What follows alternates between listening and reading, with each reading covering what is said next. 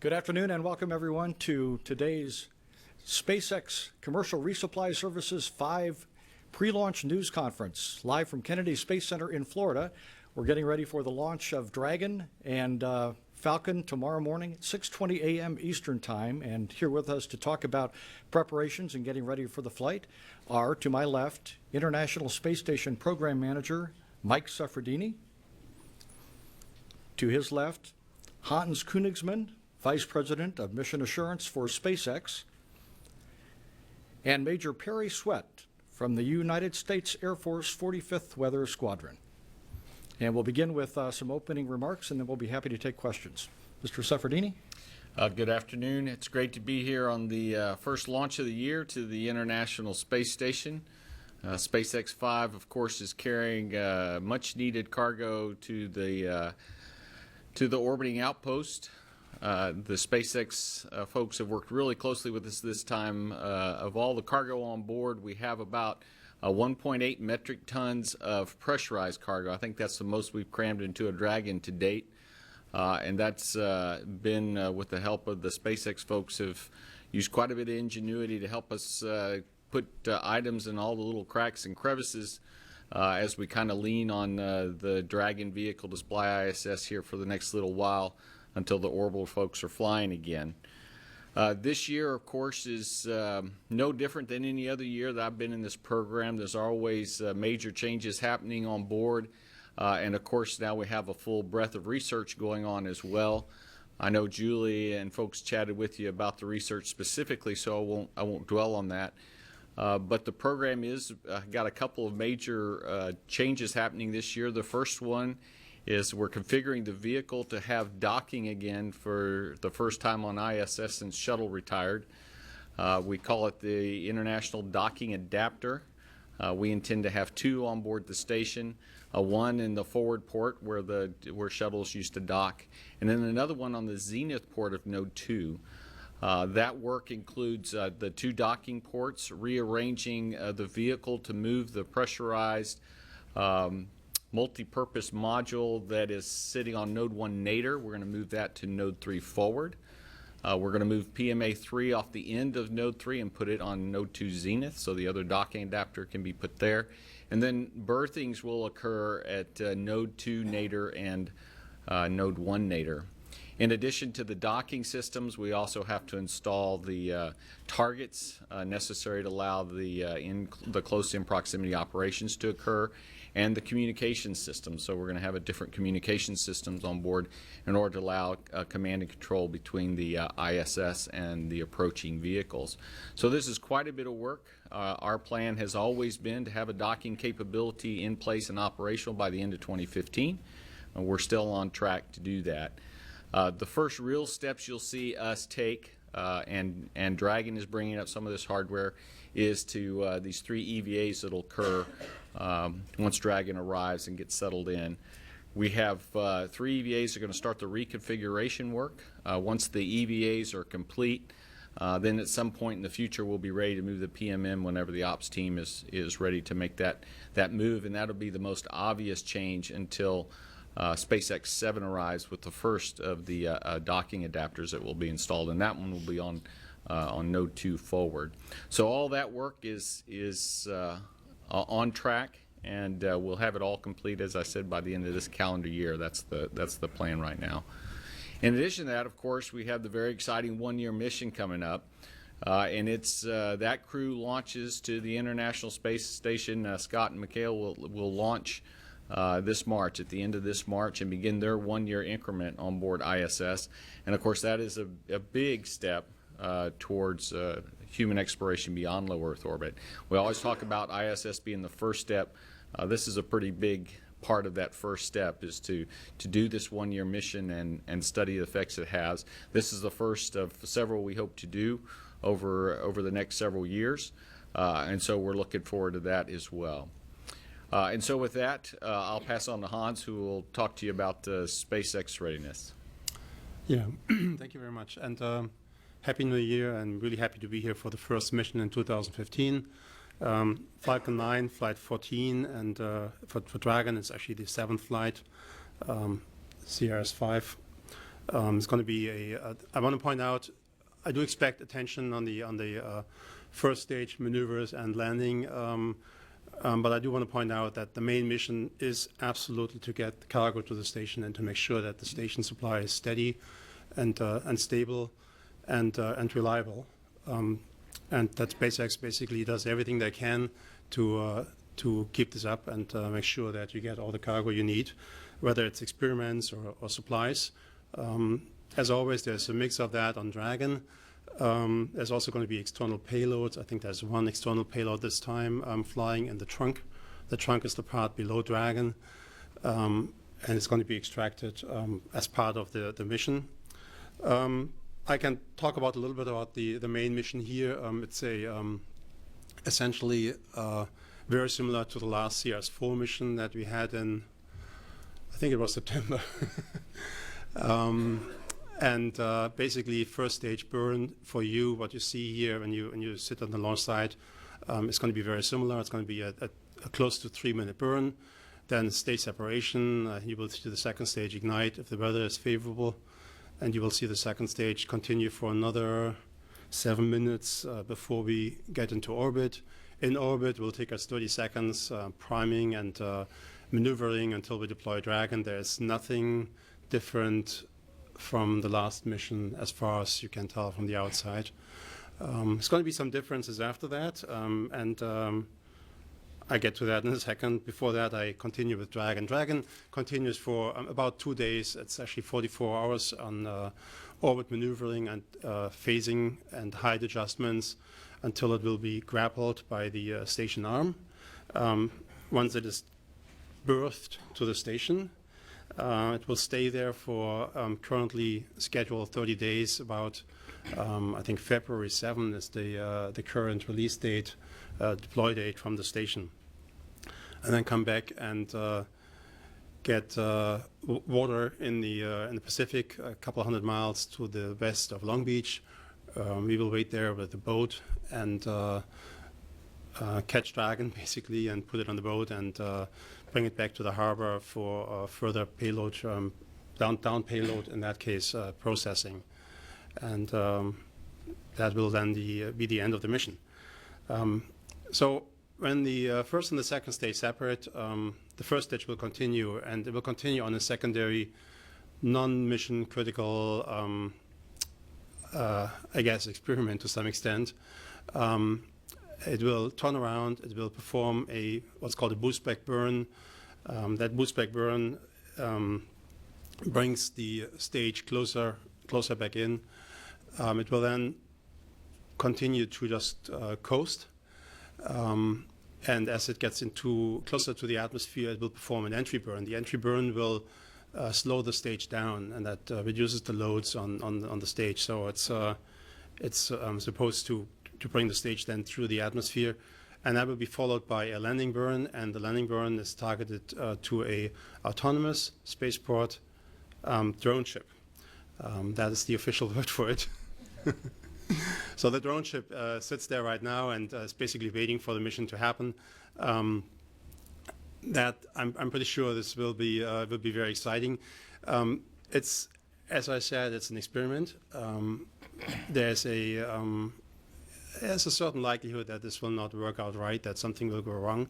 It's the first time we try this. Nobody has ever tried that, to our knowledge. And so currently Elon put a probability of 50% on this part, really as an experimental part basically of the mission. Again, it's not part of the mission. We will focus, the entire company worked very hard to make the ISS part and the ascent part and the cargo part happen. I just wanted to bring it up on the side because I guess you're probably interested in that too. I guess that's all I had. Major? All right, good afternoon. Well, after a warm weekend over the Space Coast, we are seeing that increased cloudiness and wind shift around from the south to the north associated with a cold front that has since moved into our area and slowed down over the central coast, over the central Florida area, I should say. As we get into, excuse me. Fortunately, that front will not stall out like the last one did, and will continue to slowly push to the south. And what that means is the cloudiness will decrease, the clouds will start to thin out, and that has allowed us to decrease our probability of violation from 40% that we had over the past couple of days to 30% as we do have now. We can go to the visible satellite shot, please. You can see those clouds little as the sun slowly starts to go down. You can see you can still see the clouds there associated with the front. Again, they're slowly starting to move to the southeast, and we really won't see a good push of clouds move out until Wednesday and Thursday. That's when we'll really see that front make its way to the southeast. So for tomorrow morning, we are looking at scattered clouds in the lower levels and mid levels, and then in the upper levels will be mostly cloudy skies at about 24,000 feet. You can see right there the forecast, 2,000 feet scattered in the mid levels and broken about 24,000 feet. And the mid levels is really where we will be focused, is associated with the thick cloud rule. We'll be looking at clouds anywhere between 0 degrees and minus 20 degrees Celsius, and in this case that's about 15 to 20,000 feet. So in that area we'll be looking for clouds over the launch pad, and seeing if the cloud, any part of that cloud deck is that's greater than 4,500 feet thick, is between 15 and 20,000 feet. Visibility, no issues. Winds will be out of the northeast at 5 to 10 miles an hour. No issues with weather, and temperature about 64 degrees. Again, 30% chance of violation associated with the thick cloud rule. If we can go to the Friday morning, if we happen to slip into Friday morning, really no issues with clouds. Our concern really becomes more of an issue with the flight through precip. When we see the onshore flow, and this isn't really a direct onshore flow, we're seeing more of a, with the north-northeast conditions, it's more of indirect onshore flow. We do increase our chances of rain showers in the morning, particularly in the morning, especially when we have 2 or 3 days of onshore flow. So that's what we're going to be really focused on, is the occasional shower coming across the launch pad, and the concern with the flight through precipitation. So again, winds will be out of the north-northeast, 5 to 10 miles an hour, and temperatures will be a little cooler as that front does finally make its way down to the south. Temperatures will be about 10 degrees cooler than we will see tomorrow morning, down to about the mid-50s, and only a 20% chance of violation. Anytime we have an instantaneous window, it does make it a little more dicey because we can't provide a clear time and things like that. So, but otherwise, like I said, chances are low for violation, looking at 30% for tomorrow morning and 20% for Friday morning. So looking forward to a great launch. Thank you. Okay, thank you. All right, we'll take questions now. We have news media and social media members from the NASA Social here, as well as a couple of reporters on our phone bridge. And we also have opened up for online questions. If you're online, you're watching, Jason Townsend from NASA headquarters social media is here, and you can send questions to the hashtag AskNASA, and we will get to those. But we'll start off here. For folks, please wait for the microphone, state your name and affiliation, and to whom you're addressing your question. And let's start off with Marcia Dunn. Hello, Marcia Dunn, Associated Press for Mr. Koenigsmann. I'd like to hear a little bit more about the experiment at the end of the flight. How close will the closest SpaceX employees be to the drone when all this is happening? How will you record it? Also, by what time do you expect touchdown to occur? And is this all pre-programmed, or will there be flight controllers being able to divert it if there is a problem of some sort? So the first stage is subject to range control in terms of flight safety. So that much is clear. It has its own safety package basically on board. But there's no, the autonomous part on the spaceship indicates there's just nobody nearby on the boat, or within a certain safe distance. I want to say 10 miles, roughly, something like that, but I'm not sure about the number. It's a safe distance that basically I believe the range safety office tells us there's some analysis attached to it that this is a safe distance. So no employee or anybody else is nearby the landing site or the spaceport drone ship. That's what keeps that safe. And I think you asked how we record this. We have cameras on the vehicle. We have telemetry on the vehicle, of course. There's going to be a telemetry boat nearby recording telemetry. We will not, I believe we may have real time, but we will likely not have real time information. And I want to point this out from the Cape. the landing site is basically over the horizon, and we have no direct connection. We lose the direct connection with the vehicle at one point in time, but we do record the data locally, near the drone ship, so that we can recreate whatever happened then. Yeah. How many minutes post Oh, launch the do you time, expect yes, touchdown? of course. So the nominal shutdown of the first stage booster is 9 minutes after liftoff. It's actually just a little bit ahead of the Dragon deploy, and we will in the webcast we will focus on the Dragon and the main mission. Yeah. Bill? Bill Harwood with CBS with two questions. Hans, what kind of sea states can you hand? And maybe the weather gentleman can give us some sense of what the waves are wherever your drone ship is. And I have a question for Mike after that. Yeah, I don't know the sea state numbers, but I heard the waves are currently 4 to 10 feet. And for the backup day, I heard numbers up to 14 feet. This is neither one is a problem for the autonomous spaceport drone ship. It's pretty heavy. It's a fairly heavy piece of metal. So and it has position correction so it doesn't drift away. It's actually very tight position control. Thanks. And for Mike, given the incident with the orbital spacecraft, and you don't have them available for the rest of the year, or at least until the Atlas Centaur flies at some point, can you give us some sense of how your planning and strategy is for these resupply flights in the instance that you had a problem with SpaceX? I mean, I don't know if that makes any sense to you, but obviously you're single string now with supply ships. I'm just wondering how that plays into your planning strategy for these downstream flights and how important it is for SpaceX to keep a steady cadence here. So that's answered in a couple ways. Long term, eventually we need to get the upmass back that we lost on the orbital flight, but that doesn't have to occur this year. We have made one change in our plan. We were trying to hold about a 6-month protection on orbit, so I had 6 months from one supply flight to another. We're probably going to dwindle that. It's probably going to dwindle down to close to about 4 months in order to fly the research hardware we want to do and all the other things that we want to set up. And so we're floating somewhere around that, depending on the consumable, between 4 and 6 months. So if something happened to SpaceX, we'd have to figure out where we were and how quickly they could return to flight, and then we would react accordingly. But without your supply ships, you can't go on indefinitely on orbit. Could you keep 6 people on board if you lost if SpaceX went down for any period of time? Depends on the period of time. So we will attempt to keep the crew. The crew has enough supplies, including research, to continue to work for somewhere between 4 and 6 months, depending on what we did. So the decision we'd have to make is how quickly can SpaceX get back up, and then what can we do with our Russian colleagues with regard to any support they might supply, which we'll talk to them about. And then we'd have to look together about, okay, what's the right steps to take? Do we go ahead and let everybody go home until we're ready to resupply again, or do we step down to 3 crew?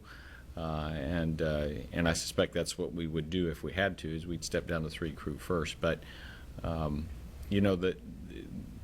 way we manage station is not to have to make those decisions immediately. So we have quite a bit of resources on board. We have quite a bit of time to work through the problem. There's any number of problems that can be recovered from pretty quickly and get right back to flight. And then we'd spend a lot of time with SpaceX about priorities and things like that. So you could work a number of scenarios, and we have, and as we've thought about what to do next, and some of them you can stay on orbit for a while, and others you may not be able to. But in all cases, we have plenty of time to decide what to do next, figure out what we're really dealing with, and then figure out how we want to react to it. Irene? Irene Klotz with Reuters. I have 2 questions for Hans. The first is, can you just tell us what happened with the hot fire test last month that didn't work? And also, considering that SpaceX has already done 2 soft lands on water, what is the challenge this time? Why aren't you guys kind of expressing more confidence that this will work? Thanks. Yeah, so the static fire was a tad short. We expect it to be a little bit longer usually, and there are balls on the vehicle. We clipped one of them. We looked at the data and we were on the fence. We decided just be cautious and repeat the static fire. So that's what happened then, I want to say on the 19th, a couple of days later. And by that time, we pretty much boxed ourselves against Christmas and holiday season. And so we decided to I guess, stand down and move everything into the next year. I personally, I mean, I came here a couple of days ago. The team is rested, super, sharp and fresh to go. And I really think this was a good move to repeat the static fire and give everybody a break before we continue with a rather busy launch schedule for this year. So I feel this was the right decision. The second question was the land. What's the difference? Yeah. So in the past, we pretended the ocean is a landing pad basically, and landed soft on there. And you're right, those landings were actually very successful. They worked really nice. There's obviously the ocean is not a platform, and so it didn't. The fundamental difference is the limited size, I think, of the autonomous spaceboat drone ship. It's very difficult to hit a platform of that size, basically. And when you look at it on the ground, I think it's probably a very, very big platform, a big spaceport. But if you look at it from, I think, almost 150 or so miles up in suborbit, then it looks like a very, very small place to land on. So I think the position accuracy of that is just the primary challenge. In general, there's not a lot of room to maneuver. Everything has to be really working fine, and that's why we're really cautious. I want to also point out, I mean, the focus clearly is on the main mission here, CRS-5, cargo to the station, and so that's why we're very cautious in terms of stage 1 landing success. Jim Siegel, I'm with the Celebration News. I have two questions. One first for Mike. Mike, in your opening comment, you made a comment about the fact that the SpaceX will be delivering much-needed cargo. And I was curious about what in particular is needed at this point up at the space station. Is it food? Is it water? Is it other kinds of things, the equipment? What would be most needed at this point? Well, remember, Resupply assumed that we had another vehicle with about 2.5 metric tons. And so, as I said earlier, we were building up to about a 6-month supply. And so now we've consumed some more food before we started adding. So we're starting to erode into the 4-month that we don't want to erode into. So that was part of it, is to keep the consumables at a healthy level to give us wiggle room if should we need it. The other is some spare parts. So we lost a few spare parts, some of which we can't replace quickly, and so we're finishing them up and fly them on future flights, and some of which we were able to get ready and get on this flight. In particular, we wanted to make sure we had all the hardware we needed on board for these EVAs coming up as we start the first steps in reconfiguring the vehicle for docking. And Hans, regarding the experiment that you were telling us about, I presume that the idea here is to try to figure out how to be able to reuse the rockets in stage 1 and so on. And this is an experiment, I understand that, so we don't think that this is going to be a very important aspect of this mission. But on the other hand, how important is this idea of recycling the rockets to SpaceX's long-term strategy and trying to keep costs down? Yeah, I think you said the key word. The key word is long-term. Obviously, if you were to fly and throw the airplane away after every trip you take, it's going to be expensive. And so if you carry this over to rockets, if you're able to reuse parts of the rocket first stage, really, and the key is actually reusability that is easy. It does not involve taking the rocket apart and replacing a lot of parts here and there and putting new engines on. By that time, you're lost already, basically. But I think if you have reusability that, even just limited for a number of flights that is in the airplane, type category, you inspect it. That is the long-term vision, I think, that largely Elon drives into SpaceX.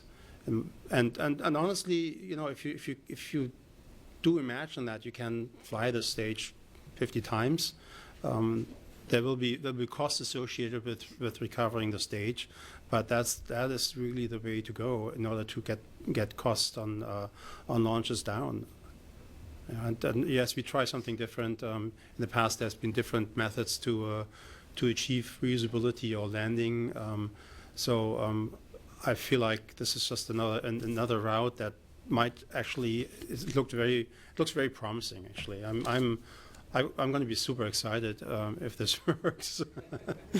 But at the same time, I don't want to distract from the main mission. I understand it's very important to get CS5 into orbit. Actually, much more important right now, and we work on this long-term goal, continuously. We'll take a question over here, then we're going to take questions from Alan Boyle and James Dean before we check in with Jason Townsend, who's been monitoring the hashtag #AskNASA, and after that we'll go to the phone bridge and then come back here for questions. So. Hi there, I'm Ian Bragg with NASA Social. This question's for Hans. Curious what the control burns landing on the autonomous spaceport drone ship are using a significant amount of additional fuel, and if so, is this adding a lot more weight to the rocket, and how is that different from previous launches you've done? It's actually not that different from the simulated landings on the surface. It's very close. It does use additional fuel on the overall sense. You got to keep some fuel on the first stage for that maneuver, but it's actually not that much. And there's some benefits you have. The stage is largely empty, so it's light after the main burn, after the ascent burn. And we actually, when we land, we only have one engine on, so it's somewhat favorable in that case. That the stage is actually, it's a big structure. It's no question. It's a pretty big structure, but overall, it is actually very light. Alan. Hi, Hans. I just wanted to kind of fill in some of the gaps that I had. Is there an abort sequence? Is there a scenario where you would say, let's do something different from the rocket, or maybe let's tweak the rocket instead of trying to pull off the experiment? And then is there going to be a real-time determination of how successful it was, or do you need to wait for the videotape? I don't understand the first part of your question. Can you The first part is you have the first stage separation, and then is there any scenario where you say we're not going to do the boost back? No. It's automatic. It's on sequence. Basically, the rocket goes its way, so to speak. Yeah. There are decision points, but the rocket will nominally go through a timeline and perform the burns and maneuvers that pointed to the autonomous spaceport drone ship. So there's no decision there, unless, that's. Okay. And the second question is, will you know in real time how well it worked? I don't want to promise that, frankly. And the reason I won't is because it depends on internet connectivity through satellite and links that we don't always control. And we've seen them work mostly, but sometimes not. So we should have some indication, but I really don't want to promise that. If you just rely on range assets here, basically receiving antennas, no, you can't see it from here. And then the last thing is, if it does work, what happens to that stage? How is it brought back? It's going to be a huge celebration. The stage will be brought back to port and thoroughly inspected. Obviously, that a lot of our future decisions depend on how well that stage comes back, if there's any damage, and how we could improve thermal protection and stuff like that. Yeah, it will stay on the autonomous spaceport drone ship. James.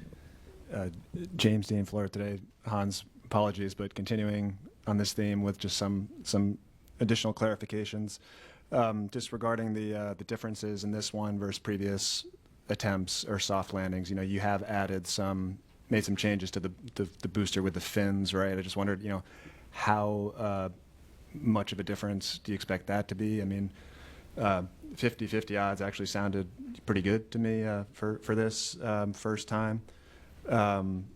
You referenced the. Maybe I'll just start there if I can. Follow up. So you're right. We added grid fins to the vehicle. They're visible on the outside and they fold out. I guess like 5 minutes roughly into flight. The grid fins give us more range on the down part of the trajectory, and they allow us to keep the vehicle stable. So they save propellant, which we obviously need for the landing itself. So that is obviously one part of the uncertainty that we have. We've done analysis, we've done tests, but ultimately you need a flight test to verify how effective are those fins, how well do they work, do they maintain stability in terms of roll, pitch, and yaw on the vehicle, and all these things are. It is an experiment to some extent. 50%, I don't know. It's certainly for the type of experiment, I would agree with you. It's actually not too bad. But then obviously the main mission is so much more in reliability. It pales against that. So you referenced the stability of the autonomous drone ship and the lightness of the booster. Actually, I meant stability on the first stage itself. I'm sorry. I'm sort of switching. Mostly in terms of roll, pitch, and yaw on the stage one itself. And this is only for the way back, basically. It's not for the way up. For the ascent part, nothing changed. This will look like the last launch. The ship itself, just in reference to waves and so forth, you mentioned is pretty stable. And yeah. The stage is pretty light. If you stick the landing, yes. I mean, will the booster literally just stand there, or could it be exactly. blown over by a gust of wind? Or also, I was curious if you had a hard landing rather than a soft landing, would that be bad for the booster, or for the ship, or for both? It's which would it be worse for, the hard landing booster or and the a partial ship? landing would be both bad. Yeah, the landing has to be perfect in order to actually just stand there and be safe on the ship. The ship is pretty big, so I don't expect waves unless they're really large to have any impact on the vehicle. Our analysis indicates the first stage will stand securely. It will then go, actually when it lands, it goes through a safing sequence. The boat nearby that will get closer then has control of the stage, so they can vent the stage, they can verify the stage is safe to go. Everything has been saved. And so we have the operational concept of operations, basically how to secure the stage then on the boat and tie it down and make sure that on the trip back to port nothing happens. Okay, and I'm sorry, lastly, I know a lot depends on exactly what happens, but based on whatever plan you have nominally or sort of optimistically, how many times do you expect to, if you're able to pull off the landing, whenever that is, how often do you expect to try to do that before you might be ready to move to a landing on land? This actually depends partially on the manifest. There might be situations where the drone ship landing is more favorable in terms of propellant, and there might be other situations where it might be favorable or possible to get back to land. So it really depends on the mission itself. If I recall correctly, that drone ship will be active for the next couple of launches then. For range safety, have you committed to trying a certain number of times before they'll let you come back to land? No. I mean, it's certainly safer the way we do it right now, and range safety is pretty happy about that too. So it's a good test before we get back to land. Okay, Jason Townsend has been monitoring social media questions for people who are watching online and using the hashtag AskNASA. Jason, do you have any questions for us? Indeed, there's actually several here. This first one comes from Twitter user Anthony, who's asking, this is for Hans here, if the first stage landing is successful, how long will it be before we see video? And dovetailing with that, Philip asks, when will we know the result live? So the second question, will we know the results live? Probably not. There will be some delay. If we know the control room, then I'm pretty sure it's going to be out pretty soon. Yeah, but we might not know it immediately. And in terms of video, I want to say, if it goes well, by the end of the day, maybe something like that. It takes a while to transmit the video back, and that's another thing where the link has to work. So it might be a couple hours, day or two. We work as hard as we can to get this done. But yeah. Wonderful. Next question here is from a Twitter user Douglas, who asks, would a single engine failure prevent the first stage recovery even if you could push Dragon onto orbit? Depends. So it depends on the engine that fails. If it happens to be the engine we need for landing, that would be bad. But I do want to point out that actually has that would probably have no bearing at all for Dragon if he lose the landing engine. We need for the stage landing sequence, we need three specific engines. Currently, if one of those engines would fail, if the center engine would fail, that would certainly be a problem. But I'm not sure about the other two. We might be able to pull this off anyways. The 50-50 would go down. This next question comes from a Twitter user Anthony, who asked, at what altitude and speed do you expect the grid fins to deploy? They deploy. Oh gee, I know the time. I looked up the time, but I really didn't check the altitude. It's way out in the outside the atmosphere. So it's before we enter. Wonderful.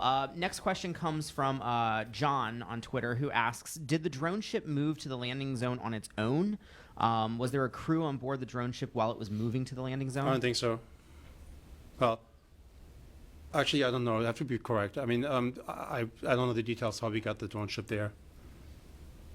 I know there's another boat with crew, and the drone ship, I'm not sure if there's any quarters on it or not. But I don't think so. Wonderful. And this last question here is from Brent, who asks, how do the people at NASA feel about SpaceX trying to land the first stage? Well, that can't go to me. Or... Well, it's from... Yeah, why don't you For me? for me? Good. Okay, the people at NASA are really interested in that. I don't know. I mean, I guess NASA wants to make sure that it doesn't get attention away from the main mission. I wanted to say that. That's just, and honestly, I see that I have the same interest. I want to make sure that the CRS 5 mission works perfectly and there's no impact to the mission at all. That's the main thing. So Hans said it very well. We're extremely interested in the success of this flight in terms of getting cargo to ISS, but as an agency, we're also extremely proud of our affiliation with SpaceX and very excited about the steps they take to further space flight in general and reduce the cost of space flight. So this is an exciting time from our perspective as well. Okay, we're going to go to the phone bridge now where we have two callers on hold. First, let's go to Jason Davis from the Planetary Society. Are you there, Jason? Yeah, I'm here. Thank you. This is for Hans again, all about the barge. I wanted to know if you have a precise landing coordinates for the barge. It looked like it was about 200 miles east of Jacksonville, possibly. And then, secondly, I wanted to see if you'd be willing to say how much the autonomous drone cost. Thank you. Oh, okay. On the first one, the first question, all I comment is stay away. I really mean that. And on the second one, I don't know the cost, frankly. It's actually, I want to point out, it's not a barge. A barge has no propulsion. This vehicle has thrusters, and so it's a drone ship. Okay, still on the phone bridge, Michael Balfour from Popular Mechanics. Hi there. It's good to be here. Thank you for answering these questions. Hans, about the drone ship, can you give us a rough, just how far out it's going to be from the Florida coast, if not the actual coordinates? And also I wanted to just verify that you said it was about 9 minutes after launch that it's supposed to land. The first stage will land on the barge. Is that, on the drone ship? Is that right? Yes, that's correct. It's the nominal timeline shuts the engine down right around 9 minutes, and again, that's just a tad before the second stage shuts down. And I, on purpose, did not look exactly at the location. I know it's a couple hundred miles out in the ocean to be safe, basically, but. I don't know the exact location, unfortunately. Okay, back here for questions. Phil. Hi, Phil Keating, Fox News. Hans, I'd like to return back to the landing on the autonomous drone ship, if you don't mind. First of all, is it sitting in the spot right now where you're hoping the rocket lands, or is it actually going to adjust at all tomorrow? It picks a spot and it holds the spot. And it holds it very tightly. Elon Musk has said the whole idea of not trashing the rocket into the ocean, but doing this reusability is akin to not buying a brand new 747 and throwing it away after one flight. So take us into the future where this is proven successfully. What are we looking at as the future of space exploration with rockets that it could possibly land on the launch pad day of, restack, and take off again, sort of like a commercial aircraft? I mean, what could it be? I think that is the vision ultimately, to make this more like an aircraft operation, where the stage comes back, gets minimal service. Fundamentally, if you look at the aircraft industry, which is extremely a well-oiled machine by now, just simply because they have so many operations. And if you can get the number of operations up in the space industry, that basically is our vision and our goal, to have as many launches as possible, to make sure that we fully understand what happens on the way up and down, and address whatever needs to be addressed, but not more. And basically drive the cost down over the long range. I mean, this would have an impact on the entire industry if you for a moment assume this would be what you said, like one launch per day or something like that, or even more. You would fly spacecraft that wouldn't be that expensive anymore. You would take more risks, and you might have a week of supply on the station. So I think if this would work out, it would have a tremendous impact on the industry that I haven't really thought through personally. I'm pretty sure Elon did. So yeah, go ahead. Stuart Muddy, Interspace.net, and my question on the same subject is for Hans. Two questions, actually. One, on the return effort, will the center engine be burning continuously, or are there three separate ignition events? It's three separate ignition events. Okay. So if you count the ascent too, it's actually then four, right? Yeah. All right. And in the event you are successful, will you be coming back to Jacksonville or right down Main Street here into the turning basin? I think it's Jacksonville. Okay. Thank you. Okay. Hold off for a second. I'll let Jimmy get around here for Irene in the front row. Thanks. Irene Klotz with Reuters. For Mike, is there anything specifically that had to be added onto Dragon after the problem with the Antares? You mentioned some spacewalk equipment, I think. And for Hans, on another off-topic, since you're being very open today, can you give us an update on Falcon Heavy flight this year, and just the overall SpaceX manifest for the year? Thanks. So to answer your question, we made some changes for the life of me. That was before Christmas. It's been a long holiday, but I can get that for you. But we did have to rearrange the manifests. Our SpaceX friends were very accommodating. There were some items we put off. There were some we took off a what we call a NORS tank, nitrogen oxygen resupply tank. We figured out from a logistics standpoint we didn't need that tank. It was going to fly with oxygen on board. And that freed up room to bring some other supplies, but specifically what we put on, I've forgotten now. But I can get that for you and supply it through these guys. Marcia? Oh, I'm sorry. I had a question for about Falcon Heavy and the manifest. Okay, so the manifest is busy. On the bright side, unlike this will now include more launch sites. Vandenberg will be more active. You will see the next mission is a mission called Discover, and it's actually currently at the end of January. There will be Dragon missions, Crew Dragon missions, rather, like the paddleboard, for example. Falcon Heavy, I don't know where we are currently and how everything is coming together, but I know that a significant part of the company is working on Falcon Heavy and trying to get it out for the first flight.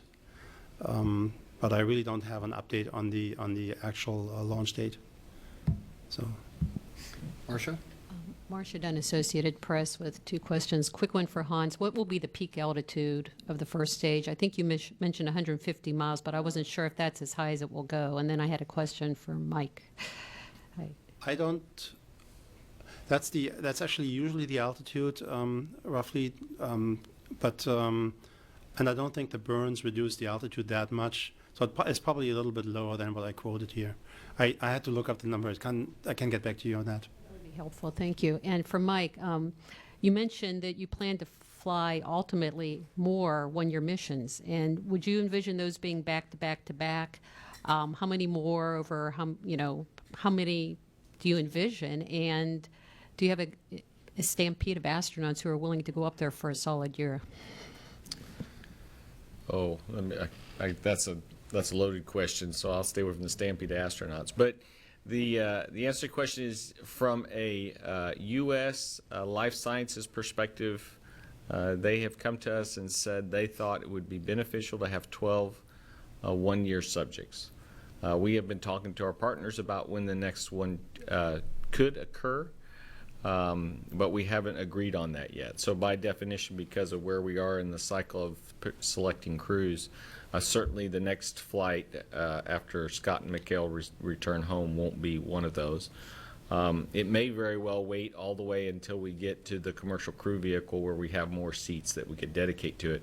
But we're trying to decide that very question now. But as a community, even outside the U.S., the life sciences folks across the partnership agree that more subjects would be good. They're trying to get enough subjects to know whether or not we've reached equilibrium at 6 months, or whether there's enough changes that tells you need to do more to know if you can go further than 1 year on orbit. So the whole point of the subjects, even though statistically speaking 12 isn't a huge number, it's enough to see if the curve is going to change. And if you can figure out the curve's going to change, or whether or not you've kind of stabilized, then you'll feel good about decisions you make in the future for how many months you can fly based on the evidence from station. Bill. Just a very quick question for Hans. How long does safing last before the crew can get on board the drone ship? And I was wondering, I assume the LOX just boils off and vents. I wasn't sure about the RP-1. Is that whatever residual amounts there, does it just stay in the tank? It stays in the tank, yeah. It's like any other airplane, basically. In that it's at the order of maybe 1 or 2 hours. Yeah. Let's take a question over here. My name's Brittany Kraft. I'm with the NASA Social attendees. I was curious if SpaceX will be considered at Wallops Island after everything gets back up and running. You mean as a launch site? Yes. So we did originally trade launch sites, and we made the decision at the time that we go to the Cape and to Vandenberg and have a private launch site in Texas. So no, we're not looking at Wallops at this point in time. Let's go to the phone bridge for a follow-up question from Michael Balfour from Popular Mechanics. Michael? I think I'm good. My questions are being answered. Thank you. Okay, you bet. How about checking back in with Jason Townsend on where we are with questions coming in on the hashtag AskNASA? Sure. This question comes from Twitter user Bo, who asks, I would like to know if there are plans to expand the ISS and or remove or replace sections. Let's see, our Russian colleagues are considering an addition of 2 or 3 modules. That has not been finalized, but they have been talking about adding a power module and a laboratory module. The MLM, in fact, was supposed to fly this year, 2015, but it's now pushed into late 2017 or maybe later. There are other opportunities perhaps for modules to come to ISS. The Bigelow team is building a small demonstration module, inflatable module that'll fly to ISS. It's not meant to stay permanently on board, but it is supposed to arrive as well on SpaceX 8 actually and spend some time on the aft port of Node 3. And there could be other exploration type modules that might need to come to ISS for a short period of time for demonstration and checkout. So the size of station is set for the job that it has to do, but it's possible that modules could come based on supporting other research and technology efforts. And of course, as I mentioned, our Russian colleagues are looking at some potential additions as well. Okay, wonderful. This other question here comes from Twitter user Ricky, who asks, so what exactly are you taking up there? Food, fuel? Fuel, no. Food, clothing, supplies, research, and an exterior experiment for measuring aerosols in the atmosphere, which is actually helps on the study of global warming. So we continue. That's kind of the standard fare. It's usually about 30% cruise supplies and food, 30% research, and the other 30% is spare parts. James? Thanks again. James Dean, Florida Today. Mike, I was wondering if you could touch on a plan to fly Cygnus on Atlas V, and just that being like a different configuration that hasn't been demonstrated like these other vehicles were. Were there any issues with that, or is it just like that, sort of proven rocket flying any other payload? And also for either you or Hans, just wondering, if SpaceX found itself in the exact same position, would you also look to Atlas V to fly a Dragon? So you'd have to get the details from Orbital, but they have some experience with the Atlas design and flying their bus, which is the Cygnus is based on a bus that they use throughout their satellite fleet. And so that gives them great confidence that they can fly this spacecraft on board the Atlas. Of course, you have to adapt to it, and you have to do quite a bit of loads analysis to convince yourself you're okay. So we will look at all that to make sure that the environment won't damage our hardware. All the normal things we do to clear a Cygnus to approach ISS, it's the same spacecraft, so that normal work will be done, and that's not different than what we've done before. The only other thing we'd have to look at is the vehicle and how the interfaces to the vehicle. And understand that performance. Of course, it's an Atlas, and there's quite a bit of data on the Atlas vehicle itself. So in that respect, it won't be a huge amount of work. Probably the biggest thing that has to happen is they have to do all the environmental analysis to confirm that Cygnus will be okay and to help us know that the cargo inside will be fine. That's probably the biggest delta for us. Okay, we're going to try to see if we can squeeze 3 more questions in. Let's go to the back of the room here. Hi, I'm Justin Beaupre with NASA Social. Actually, I have a question regarding the weather for the autonomous spaceport drone ship. I don't know if you're working directly with them, but what kind of weather might we be seeing, as well as maybe what type of weather should we be worried about? Maybe that's more towards you, Hans, for the restrictions that they might have when coming in, because we're not entirely sure what to expect. So, okay. I'll give a quick rundown on the wave height forecast. Looking at wave heights for tomorrow morning to be about 5 to 7 feet, and then behind that front, and then they'll pick up if we happen to slip into Friday. Then waves will pick up on Thursday. Will be a max of about 12 to 16 feet, and then they'll back down for Friday morning to about 6 to 8 feet. So I'll let Hans explain what his thresholds are for that. So as I said, the drone ship is pretty big and doesn't those wave heights don't have any significant impact on the landing. And in terms of clouds, I don't think we have the same limitations that we have on the ascent. I don't think there's a thick cloud rule on the way coming down. So there's a lot less limitations, honestly, in terms of landing. Okay, here in the front row. My name is Adam Byerly with NASA Social and NASAPix.org. I was wondering if you could tell us a little bit more about the actual process of capturing the Dragon spaceship to the International Space Station, how long that takes, the actual procedure, and how it may differ from other missions like this. Is that to me or to you? Okay. I guess it's an arbor. I think the R means radial approach in the sense that Dragon basically creeps up under the station over a period of, I think it's like maybe 6-7 hours. There's certain hold points in there. I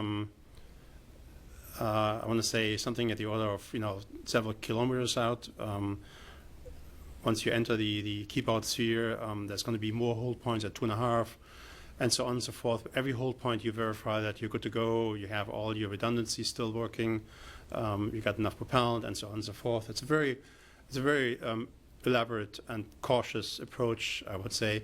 The arbor has also certain advantages that if you lose total control at one time, you're not endangering the ISS at all. It's a very safe approach. It's not like tailgating, basically. You would drop off if you lose control. So as you work your way up on the arbor, which takes a couple hours, you then stop at 10 meters, basically. And once we got the go for capture, which is always a dramatic moment, I forgot actually the time. It's roughly 44 hours after launch, so it's going to be in the middle of the night instead of early morning. But once we get that command, Dragon basically decides not to do anything anymore. It isolates itself. It shuts down propellant so that there's no thruster firing when the station arm grapples it. And so he flies. They're going to fly into a box, right, about 10 meters away from station, and as long as they're in the box, right, then as Hans says, at some point they go to free drift. The crew moves the latching end effector in to grabs the vehicle, and then rigidizes. Then at that point, actually, the ground commands the arm. The crew goes off and does other things. The ground commands the arm to put the Dragon over to the common berthing mechanism. At that point, the crew comes back. They operate the CBM in conjunction with the ground and attach to the station. Hi, Val Phillips, Zero G News. I actually have a couple of questions. One for Hans, which is basically about the range around the autonomous spaceport drone. In respect of anything coming into it, which is like a ship that shouldn't be there, kind of thing. What's the issue in respect of will that just abort the attempt? And in respect of Mike, I was just wondering about any items within the Dragon which is related to the 1-year mission that's coming up, whether you're starting to stage materials up for the 2 crew members. Should I go first? Please. Okay. So any ship going in between or getting too close, you would try to chase away. And it's obviously a safety issue. There's human life over something else, so he would chase it away. And yes, Dragon has some of supplies for the 1-year mission. I think some of it's already up there, and then some of it comes up on Dragon. Some of it actually comes up on the vehicle that they fly on as well. So a portion of their supplies go up on the SpaceX 5. Okay, I'm sorry that we didn't get to everyone's question, but we have to wrap it up and get ready for launch tomorrow morning. The exact liftoff time that we have now is 6:20 and 29 seconds a.m. Eastern Standard Time. Our NASA television coverage will begin at 5 a.m. And between now and then, you can keep up on any activities that occur by going to the website at www.nasa.gov/SpaceX. Thank you all very much.